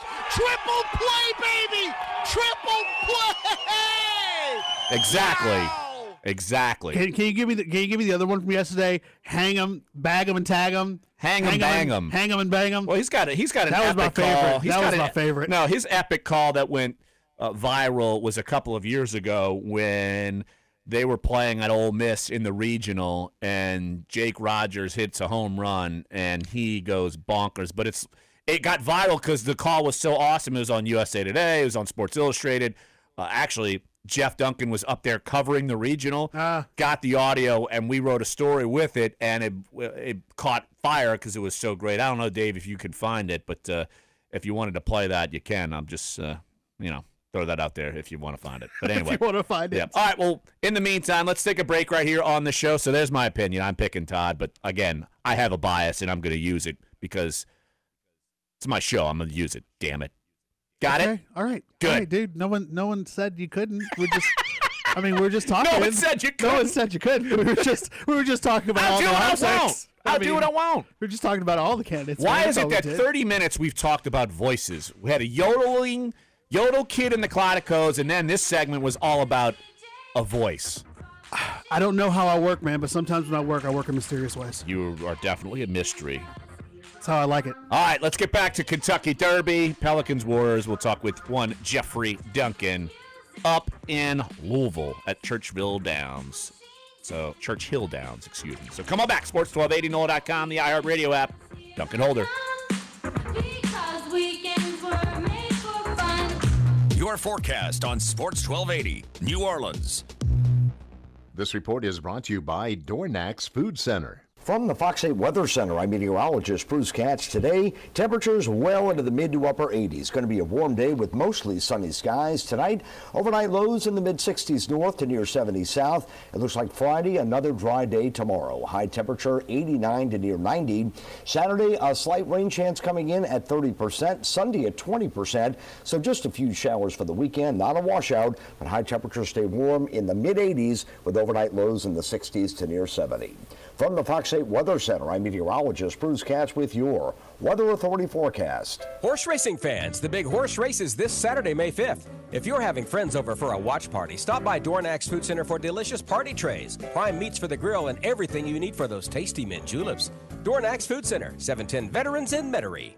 When you're behind the wheel, phone calls and text messages can have deadly consequences. It's no accident. Road crashes are preventable. Drivers who use cell phones are 4 times more likely to be involved in car wrecks. Stay focused. When you get in the car, put your phone out of reach and silence all notifications. And always set destinations on navigation devices before you leave, because fewer distractions means safer roads for everyone. Take the pledge not to drive distracted at togetherforsaferroads.org/pledge. The United States Postal Service has been around since 1775, and since then, you can rely on the Postal Service to make sure what matters to you gets to your mailbox. You'd think you couldn't improve on that. But now, with informed delivery notifications, you'll know when those important packages and letters are coming to your mailbox, with an email every morning telling you what's on the way. It's the reliability of the United States Postal Service matched with the technology of today. It's time to get peace of mind. Sign up now for free at informeddelivery.com. Informed Delivery. If it's in the mail, it's in your email.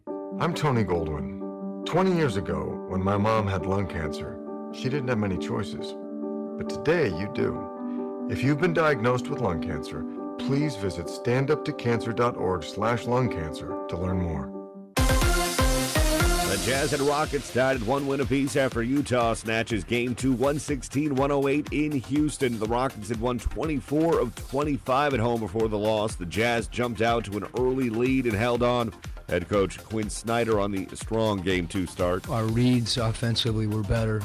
Guys were able to be aggressive because of that. Joe Ingles, 7 of 9 from downtown. He led the Jazz with 27. Game 3 Friday in Salt Lake City. Tonight, the Cavs visit the Raptors. Celtics host the 76ers. Meanwhile, off the court, the Phoenix Suns making history, naming Igor Kokoskov their next head coach. The 46-year-old Serbian will become the first coach in NBA history to be born and raised outside North America. He'll finish out his duties as an assistant coach with the Jazz before joining the Suns. On the ice, the Lightning beat the Bruins 4-1 in Boston, take a 2-1 lead in their Eastern Conference semifinal. The Sharks blanked the Golden Knights 4-0 in San Jose to even their Western Conference semifinal at 2. That's sports. Jake Corwin, NBC News Radio. When someone hears the words, "You have cancer," it's one of the darkest moments in their life. Light the Night brings light to the darkness of cancer by uniting survivors, patients, and supporters in the cause to end cancer. We form a community of hope, raising funds in support of the Leukemia and Lymphoma Society. The discoveries made by LLS-supported research have led to breakthrough treatments for many cancers and other serious diseases. When we walk, cancer runs. Join the movement to end cancer today. Visit us at lightthenight.org. Your teams, your sports. 1280 New Orleans. Jeff is ducking us, I think. Mostly.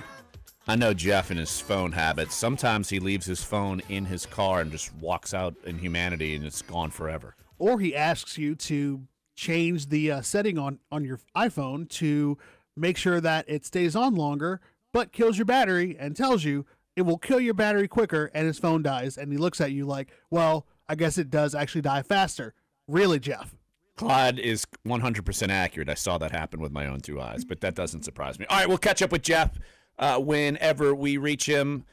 But Pelicans-Warriors, of course, we have got Game 3 coming up Friday night. It's Thursday, of course. Friday night, Smoothie King Center, 7 o'clock tip. And before we do that, though, I want to talk about the other series.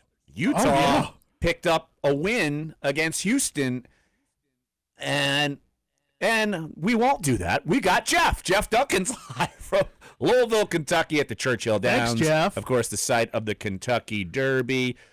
Jeff, before we get to your Derby picks, you've already made them public. That's a brave, bold move. Let's talk about Pelicans-Warriors. We didn't talk with you about this yesterday. Get your thoughts on Game 2 and how the Pelicans, you feel like, can try to recover and try to finally get a win in the win category for Game 3. Well, I think getting back to New Orleans and, getting in the comfortable Smoothie King Center where the Pels have been pretty much unstoppable recently, that's going to do wonders for them. And I'm fully convinced that they're going to play a lot better than they played in the first two games. I mean, they didn't play well didn't play badly in Game 2. I thought really challenged and pushed Golden State. But I think with the home court, they obviously need to get a win. They can't go down 0-3.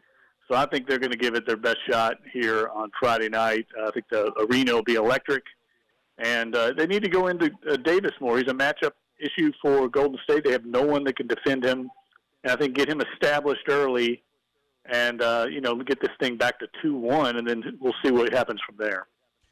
Do you find it curious, the disparity of the free throws or lack thereof with the Pelicans, especially in Game 2?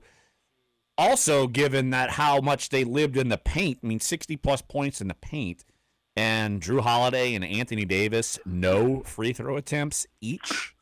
Well, I feel like people making a lot of that. You know me, Larry. I mean, I'm not a big officials person. It's going to happen on the road. I mean, it's part of the home court advantage. You get the calls at home. You don't get them on the road. I'm sure the Pels are going to get a lot of favorable calls on Friday night and probably Sunday. It's what happens in basketball, and you got to overcome it. I mean, you got to overcome that when you don't get the calls. You can't get discouraged and start letting that affect your game because it's part of basketball. It has been ever since they invented the sport, and I just feel like you come across as, excuse making when you let the officials kind of become a factor in the game. It's been an issue. I know earlier this year when Alvin Gentry raised a stink about, AD not getting calls. It's kind of part of the league, establishing yourself, and I'm sure he's going to get plenty of calls after all the attention that this has drawn in the first two games.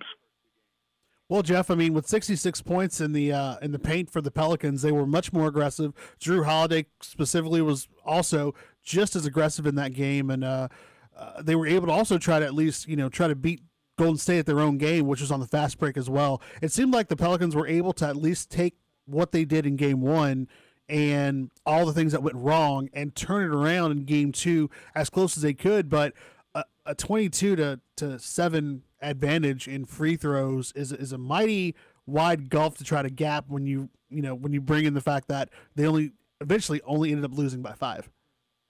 Yeah, no, there's no doubt. I mean, it's obviously a lot of people talking about it, but I just feel like when the team loses and that's what you're talking about, that's an excuse, and overcome it. And I'm sure when the Pels get in the Smoothie King Center and the home crowd's into that game, they're going to get calls. But look, it's the Warriors. I mean, they need to be more concerned with trying to contain Steph Curry. I mean, we all thought on the program that Curry was going to take some time to kind of ease his way back into being Steph Curry, and he drained a three-pointer like 5 seconds into the game and looked like he hadn't missed a beat. That, to me, is the biggest factor, not the guys in the stripes. Jeff Duncan joining us from Louisville, Kentucky. Of course, he's at Churchill Downs for the Kentucky Derby. Let's switch gears and talk Derby talk. Jeff, just kind of lay out what today is. I mean, it's like every day, as you're inching closer and closer, just kind of lay out what today is going on at the track, and then just the anticipation for the Derby on Saturday. Yeah, well, today is the start of what I would consider Derby week, really, with people getting into town today. Most people start arriving today with the Oaks tomorrow. They've built up Thursday, Larry, to where it's called Derby Thurby is what they call it, and there'll probably be 40, 50,000 people at the track today. By the end of the day, tomorrow there'll be 100,000 at the Oaks, and then it'll be over 150,000 on Saturday. Now we're starting to see some kind of not good weather coming. It was going to look like it was going to be great on Saturday, the early forecast. Looks like we're going to maybe get some rain tomorrow for the Oaks. It's cloudy and overcast today. It's not raining, but it's certainly not sunny. So let's hope that rain stays away. And I wanted to follow up. There was something that Todd asked the other day that I thought was a good question about, what advice would you give? What's one thing you would do at the Derby? And I thought of it after, of course, our interview.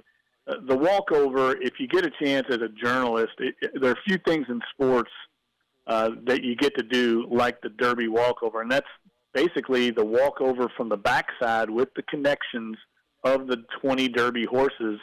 The owners get to do it, the trainers, their family members, anybody that has credentials can walk over with the horse as he's being led over by the trainers and grooms on the track about 45 minutes before the race, where you walk over from the backside on the actual track. You walk 150,000 people cheering you on. I mean, we were really looking forward to it this year because we thought Rob Gronkowski was going to be involved, of course, and his horse got scratched.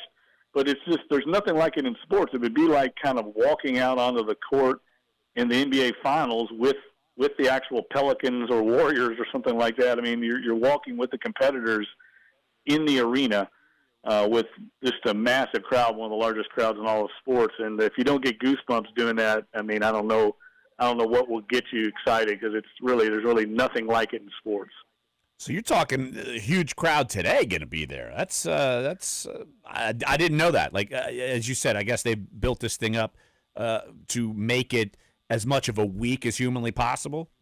Yeah, that's exactly right. They're trying to make it almost a full week of racing. I mean, they actually started racing on Tuesday at Churchill Downs. And look, I see a lot of people here from New Orleans, a lot, of course, the same trainers and jockeys and connections that work the fairgrounds meet. Basically, when the fairgrounds meet ends in April, everybody comes up to Keeneland and Lexington for about 3 or 4 weeks at that meet, and then they all end up over here in Louisville at Churchill Downs. So a lot of the same trainers. I was with Al Stahl the other day. I saw Dallas Stewart yesterday. They all have horses entered in the races today. Tom Amos, of course, will have horses throughout the meet. So you see a lot of familiar faces here during the week. It's the same people that basically race at the fairgrounds. Jeff, what have you been hearing about Lone Sailor? Obviously, that's the local connection. I know plenty of people are looking farther than Lone Sailor, but just far as a topic and one of the reasons why you're up there, what has been kind of the talk around Lone Sailor, the horse's chances to maybe pulling off a major upset? Well, it would be a major upset, Larry. I mean, he's 50-1 morning line odds. I think he's probably going to be lower than that when the gate breaks. And a lot of people like him as a long shot choice. You always have to look for horses in this race that are getting better. They're going to run perhaps better in the Derby than they've run before. And I think that's certainly the case for Lone Sailor. He qualifies as a horse that's improving. He's gotten better. He's kind of figured it out. Tom Amos will tell you he was a horse that took a while mentally to figure out racing. I mean, a lot of these horses are just naturally competitive and they understand they're in a race. And then there's horses like Lone Sailor that take a little while to be trained and figure out, hey, this is a competitive environment here. I need to try and beat these horses and not just run with them, because for the most part, horses are herd animals. They're used to herding as opposed to competing and outrunning the other horse. So that's something that Lone Sailor took a while to figure out, but now he seems to have it all together. And he handles how he handles, I think, the crowd, the conditions of being in a 20-horse field. That's unusual. All those things are unknowns. We won't know how any of these horses react until Saturday when they get into that atmosphere, and it's the first time for all of them. They've never been around a crowd that big, and they've never been in a field of 20 horses before. So you just don't know. He's got, as Tom Amos said, things happen in this race. A few years ago, 2009, you had Mind That Bird win. You had Giacomo win in 2005. They were both 50-1 shots. You just don't know. That's why they run the race. Jeff, random question, and it's about Tom Amos. Of course, he's training Lone Sailor, and he was training the horses for the Benson group a couple of years ago at the Derby. Does he learn anything from going through the Derby experience with horses? Does he alter training, or does it matter with each individual horse, the way you train a horse? Yeah, that's a good question, Larry, and I think it's all up to the individual horse, how he handles it. Lone Sailor has been training at 5:45 in the morning going out to the track. I mean, I can tell you guys right now, I'm not out there at 5:45 in the morning when Lone Sailor is out, but as you probably noted on NOLA.com yesterday, we got a video of Lone Sailor going out, taking a kind of a tour around the track, going in the paddock.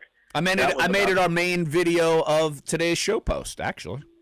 Yeah, it was a great video. It turned out really well, and you get a real chance to see Churchill Downs from a different viewpoint of just how big the facility is.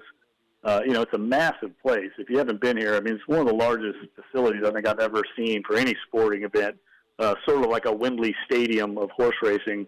And, he went out about 7:30, which is the normal training time yesterday, just to get him accustomed to the light and what he's going to see in the paddock and get him comfortable. So when he goes in there on Saturday, this isn't the first time he's ever walked in that paddock. This isn't the first time he's gone down that tunnel into the paddock, that he's comfortable and used to it. And but I think Lone Sailor, if you watch that video, you'll see, I mean, he's pretty calm, collected horse. I mean, he's not getting excited when other horses are around him. Sometimes that can happen. And that's going to be key for him when they get out there on Saturday, because there's going to be a lot of stuff going on, a lot of activity. Look, human beings get excited in that environment. Horses that are competing in this race have to kind of stay calm because they need to conserve their energy for what's lying ahead. A mile and a quarter is a long, long run. Because that's a part of the some of the drama that goes into Derby Day, right, Jeff? Because, I mean, obviously when you're leading the horses into the starting gate, you're always looking at, how the horses are reacting, how the horses are, gearing up to go into the chute before those gates open. And you've got 2 minutes to see who's the first one at the end, because the ones that you're looking at, The ones that are kind of a little bit more maybe gun shy before going into that like holding pattern are the ones that like you're looking for like that drama of like which ones are calm, which ones are a little antsy, which ones are super antsy, and then how it all happens before that gun goes off. Yeah, that's right, Clyde. I mean, you want to look and see if your horse is sweating a lot or nervous, a lot of nervous energy. That's not a good sign, because that means they're using too much energy before they ever even get into the race, and that happens a lot. Last year, the famous thing that happened, if you watch the video of last year's race, a horse called Thunder Snow broke from the gate, and he'd never run in a sloppy track before, and he started bucking like a rodeo horse. I've never seen that in my entire life of watching horse racing. He broke from the gate, took about 5 or 6 strides, and started trying to buck off his rider like a rodeo bronco. Whoa. And obviously did not finish the race. But getting the point I'm trying to make is you just don't know what's going to happen because there's so many different elements that these horses have never faced before. And I think it's a good sign that Lone Sailor has shown the demeanor and the comportment to handle at least this week so far leading up to the big race. Now we'll see how he handles it on Saturday. Jeff, I'm not going to give away your picks. I'm going to make people go to NOLA.com and read them, and then tomorrow we'll dissect kind of the ins and outs. And just me, novice guy, of course, when do the odds really start shifting? Does that even happen tomorrow, or does that not happen really till Saturday? Yeah, that's a good question. It starts tomorrow. They'll start taking early betting on the Derby. So we'll get a feel tomorrow as the Oaks goes on. The card for the Oaks will start about noon tomorrow. People will start betting on the Derby a day early, and we'll get a feel for who is getting the early money, what type of interest is, say, Lone Sailor. Is he getting a lot of wise guy, as they say, betting? We'll find out tomorrow what direction the American and global public is taking on this race. I think it's one of the more competitive races we've seen. I picked some upsets in this race, kind of going counterintuitive here, but anything could happen. I really think there's about half the field doesn't have a chance and half the field has a great chance, so I think it could be a wide-open race. All right, that's Jeff Duncan up in Louisville, Kentucky, covering the Kentucky Derby. You could check out his picks already at NOLA.com. We will talk more about those tomorrow and kind of get into the nitty-gritty of the race and the odds and the horses. And Jeff, just one more thing. What else you got coming? Anything kind of out of the ordinary of Derby coverage coming, or you got something up your sleeve?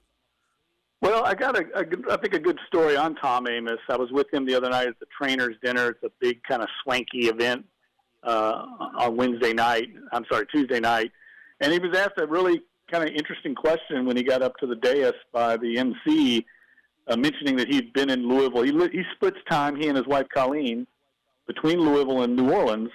Half the year they're up here for Churchill Downs, half the year to the fairgrounds. And he was asked, he said, look, you've been here for 30 years now, coming up here. Do you consider yourself a Louisvillian now? By the MC. And Tom Amoss said, absolutely not. I'm a New Orleanian. I was born and raised in New Orleans, and I'm a very proud New Orleanian. I always will be. And I thought that was a great answer for the people in New Orleans because Tom lives half the time up here. They have a house up here. His daughters both went to high school here.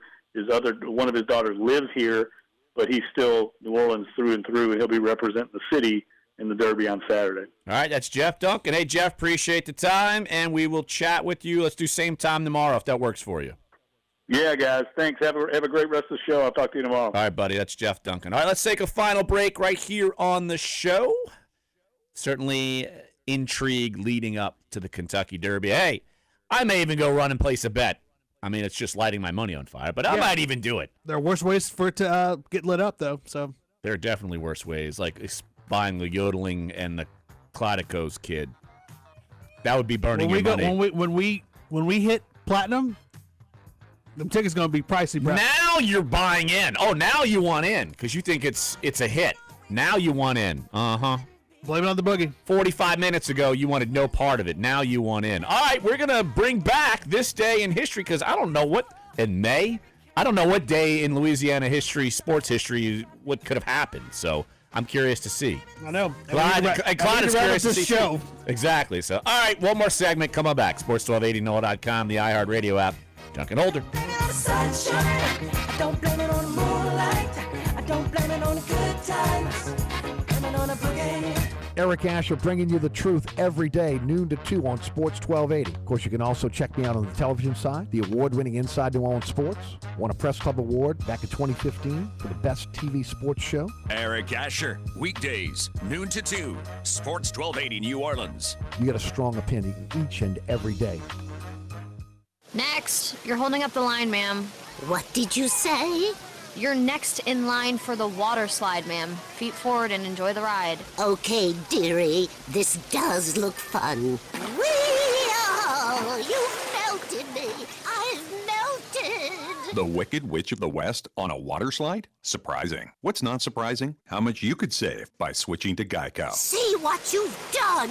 Oh! Geico. 15 minutes could save you 15% or more. As a marketer, you want to reach everyone, adults, teens, millennials, but it's not like these groups all hang out in the same place, right? Actually, wrong. They're all right here listening to radio commercials just like this one. Radio ads connect 93% of Americans every week. That's more than Google, more than Facebook, more than TV. In fact, radio reaches 20% more millennials than TV. Want more of the people you want to talk to all in one place? You want to get to iHeartMedia.com and get AM/FM working for you. When you're behind the wheel, fiddling with the radio or looking for the perfect playlist on your phone can have deadly consequences. It's no accident. Road crashes are preventable, and any action that distracts you from driving is dangerous. Nearly 300,000 pedestrians die in traffic collisions worldwide every year. Stay focused as a driver, especially at night. That's when most pedestrian fatalities occur. Don't let radios or cell phones take your attention away from the road. Take the pledge to be alert and aware at togetherforsaferroads.org/pledge.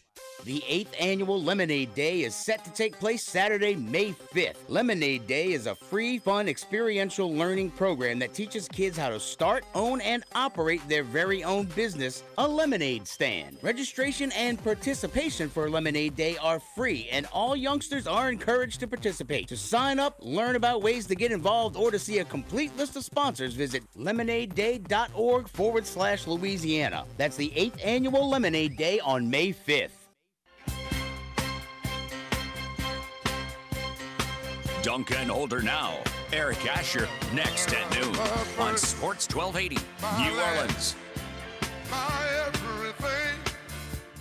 Let's take a phone call here on Dunc and Holder. One last phone call on a Thursday. Let's go to Laplace and talk with Ed. Ed Laplace, what's up? Thanks for calling Dunc and Holder. What you got? I want to congratulate you on your program today. It is as diverse as the Boy Scouts.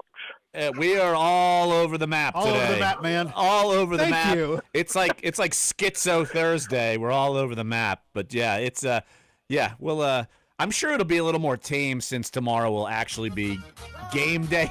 Dave, why are you doing this? Why are you doing this to us? I don't get it. Why? Thank you, guys. I appreciate the call. Thank you. There we go. All right, Clyde.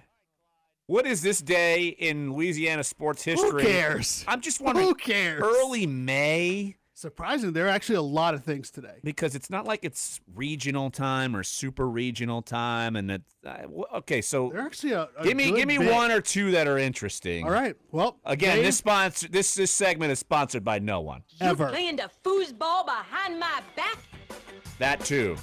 And we got about I'm not reading to this music. Well, I will. You either give me Eye of the Tiger or turn it off. Turn it off. Give me the book. No. No. You get your big boy chair. I get this day in Louisiana history. All right. Okay. Well, we so haven't today, talked history in a few days. We haven't. That's all right. It's been busy. There we go. So on this day, May 3rd, in 1974. Okay.